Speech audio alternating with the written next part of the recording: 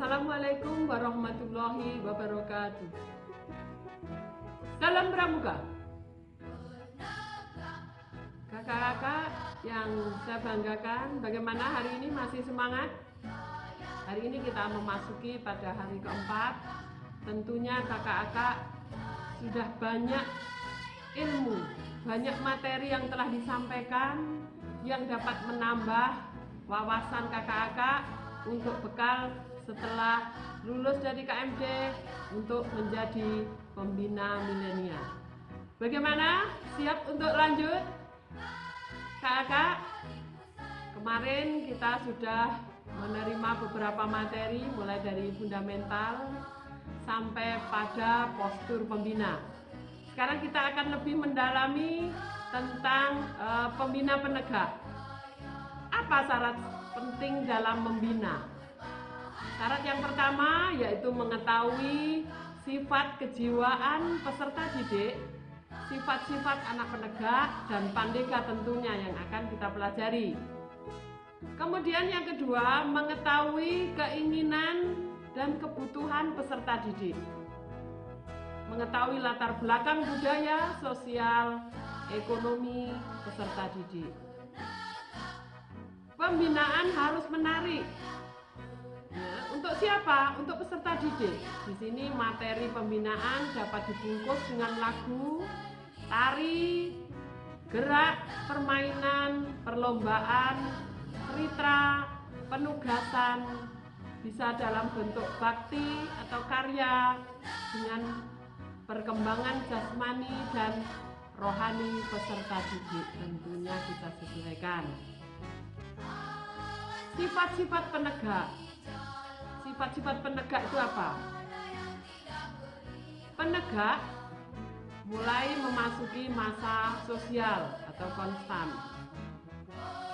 Mencari identitas jati diri di mana stabilitas emosionalnya belum mantap, masih mudah terprovokasi, mudah berubah, mudah diajak, ya, untuk dibawa ke dalam situasi-situasi yang mungkin tidak dibenarkan.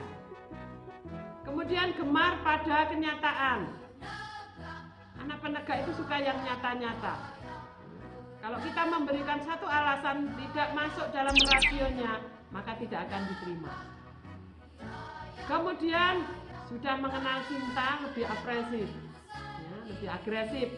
Kemauannya kuat, sulit untuk dicegah apabila tidak melewati kesadaran rasional. Nah, ya, kita sudah paham betul tentang sifat-sifat penegak. Nanti kita akan lanjut ke cara membina penegak.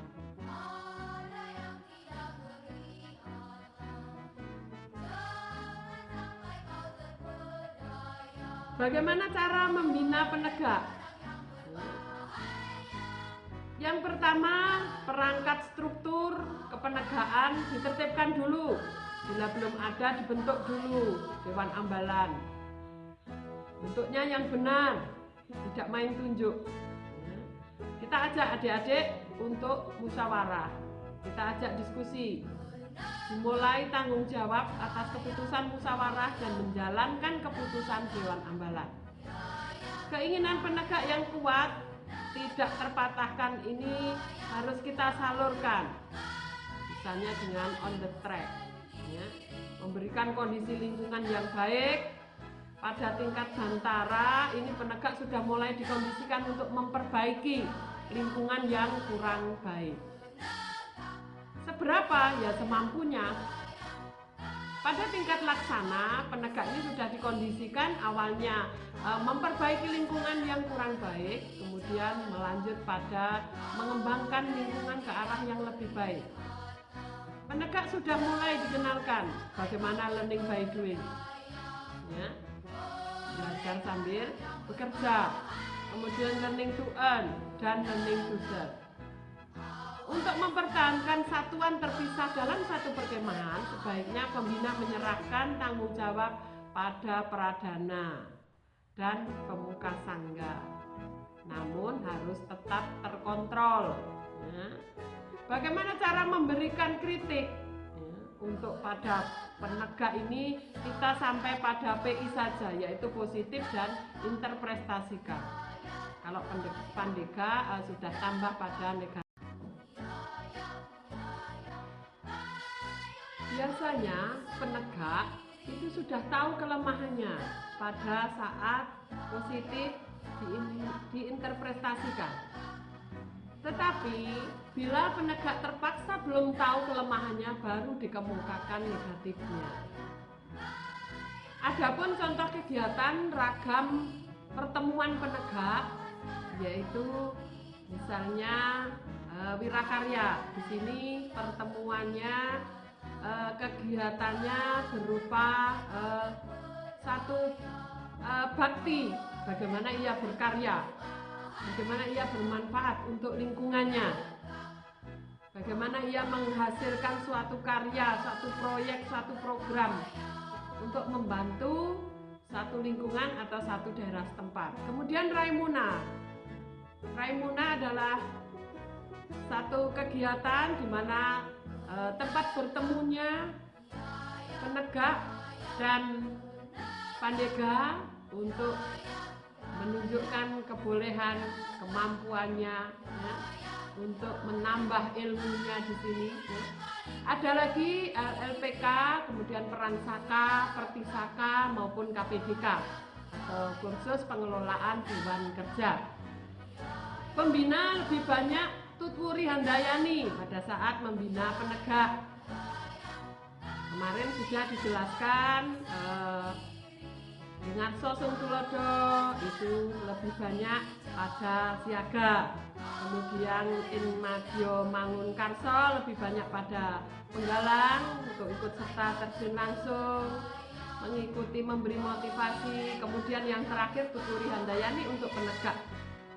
Itu kita berada di belakang, memberikan motivasi, memberikan dorongan, ya. Karena kehadiran orang dewasa dalam satu kegiatan itu tetap harus ada sesuai dengan metode kepramukaan. Kakak, di sini akan saya singgung sedikit tentang sifat-sifat pandega, meskipun sifat-sifat pandega ini pada umumnya sudah ada pada sifat-sifat penegak. Tetapi pandega ini lebih berkonsentrasi pada kelompok diadik atau triadik, jadi 2-3. Jarang sekali pandega ini berkelompok lebih dari 5-8 atau bergerombol, tetapi dia lebih banyak ke diadik sama triadik. Maka dari itu untuk reka itu bisa dibentuk cukup dengan 2-3. Ya, sudah bisa mulai dibentuk, ya, meskipun bisa juga lebih dari 2 ataupun 3. Dalam berhubungan dengan lain jenis, pandega ini tidak seagresif penegak, tetapi lebih terbuka dibandingkan dengan penegak. Untuk mempertahankan satuan terpisah di perkemahan, pembina cukup menyerahkan tanggung jawab kepada pradana, ya, dan penyadaran umum dalam apel pagi atau apel malam menjelang tidur. Biasanya mereka sudah saling kontrol, tapi sering terjadi kalau ada penyimpangan di antara mereka saling melindungi pada norma atau nilai yang dianggap sebagai nilai baru. Sebenarnya siapa sih penegak itu? Penegak adalah pramuka yang berumur 16 sampai dengan 20 tahun. Satuan terkecilnya adalah sangga, jumlahnya 5 sampai dengan 8. Pimpinan sangga, pinsa, kumpulan sangga, ya. Ambalan, untuk pimpinan ambalan adalah pradana. Nama sangga itu pada makna, pada kiasan dasar, ya. Perintis itu terjadi pada sejarahnya tahun 1908 sampai 1927. Kemarin saya jelaskan sama Kak Siran. Kemudian penegas 1927 sampai 35, pencoba 35 sampai 42, masa perjuangan kemerdekaan pendobrak 42 sampai dengan 45, masa pelaksana tahun 1945 sampai dengan zaman sekarang ini. Ya. Sangga, apa sangga? Sangga itu penopang. Ya. Ambalan itu dalam artian terus-menerus diambal-ambal. Ya, jumlahnya bisa mencapai 12 sampai 32 orang. Bentuk upacara untuk penegak ini bersab satu terbuka. Filosofinya adalah menerima kritik. Jadi sudah bisa menerima kritik dan saran dari orang lain. Kode kehormatan Trisatya, ya, Dasa Dharma, hanya bedanya pada terakhir itu ikut serta membangun. Bedanya pada di situ ya. Warna dasarnya kuning, nama ambalan pahlawan bisa, kemudian senjata, ya, senjata bisa, sejarah wayang, ya. Kemudian dalam penegak itu ada peminatan, yaitu pada satuan karya atau saka. Untuk Jawa Timur ada 11 saka. Ya, untuk provinsi lain kakak-kakak bisa mempelajari. Untuk di Jawa Timur ada 11 saka. Ya, kakak-kakak yang saya banggakan, ya, untuk pengembangan kepemimpinan di penegak itu ada Dewan Penegak, Dewan Ambalan, ada Dewan Kehormatan, Ketua Pemangku Adat, ya. Susunan Dewan Ambalannya, Ketua Pradananya, kemudian Pemangku Adat yang kode etiknya, kemudian penulis atau keraninya, dan bendahara atau juru uang. Kegiatan penegak berisi apa? Karakter progresif, menantang, dinamis, dan jangan lupa harus mengandung pendidikan yang bermuatan health, sehat jiwa raga, happiness, gembira dan bahagia selalu. Itu adalah ciri khas pramuka. Kemudian handicraft, ada hasil karya, ya, itu ciri khas dari penegak. Ya kakak, kemarin kita ada di siaga dan penggalang sudah ada penjelasan, kita tambahkan lagi, ya, yaitu tentang penegak. Bagaimana kakak untuk materi penegak, lebih paham, kurang, atau semangat untuk mengikuti, semangat untuk menggali lagi bagaimana penegak? Ya. Di sini pembina bertindak sebagai penghubung antara sistem, artinya apabila ada materi-materi latihan yang diinginkan oleh penegak dan penegak, ya, tidak dikuasai oleh pembinanya, maka pembina mencari keluar outsourcing. Ini untuk Pandega. Sungguh bisa saja meminta pada anggota Pandega untuk mencarinya sendiri sekaligus bertindak sebagai penghubung antar sistem. Ini sedikit saya masukkan tentang Pandega. Ya. Kakak-kakak, pramuka harus dibina sesuai dengan minat untuk mengabdi dan berkarya. Maka dari itu melalui proses dimulailah pada penegak ini learning by doing, belajar sambil bekerja. Kemudian learning to earn, belajar untuk mencari penghasilan. Dan earning to life, penghasilan untuk hidup. Living to serve, kehidupan bekal mengabdi. Yang terakhir learning by teaching, bekerja sambil mengajar. Bagaimana kak? Lebih banyak yang didapatkan lagi. Sekarang tugasnya mengapa dalam membina kita harus memahami dunia atau jiwa peserta didik yang kita bina.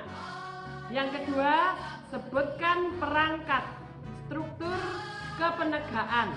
Ya, struktur kepenegaan, jelaskan. Ini maksudnya adalah struktur kepenegaan, perangkatnya saja di dalam gugus depan. Yang terakhir, dalam membina pramuka penegak, peran pembina lebih banyak pada tutwuri handayani. Apa maksudnya? Jelaskan. Bagaimana kakak? Paham ya dari materi awal sampai akhir sehingga tugas akan dapat diselesaikan oleh kakak-kakak semuanya. Semangat, tetap berinovasi, berkreasi, dan berkarya meskipun pada masa pandemi. Pramuka tetap dapat melaksanakan kegiatannya bagaimanapun keadaannya. Pramuka bisa menyesuaikan. Kalau tidak bisa bertatap muka, virtual juga bisa. Kalau tidak bisa melaksanakan kegiatan langsung, daring juga bisa. Kita lebih banyak pada pendidikan karakter untuk pramuka. Pada saat ini, saat pandemi, yang dibutuhkan adalah pendidikan karakter. Bagaimana kita membentuk karakter anak-anak? Karakter adik-adik pada saat di rumah tetap percaya diri, tetap mandiri, bisa menyelesaikan semua masalah, bisa bertanggung jawab, dan dapat dipercaya atas semua tindakannya. Assalamualaikum warahmatullahi wabarakatuh. Salam Pramuka.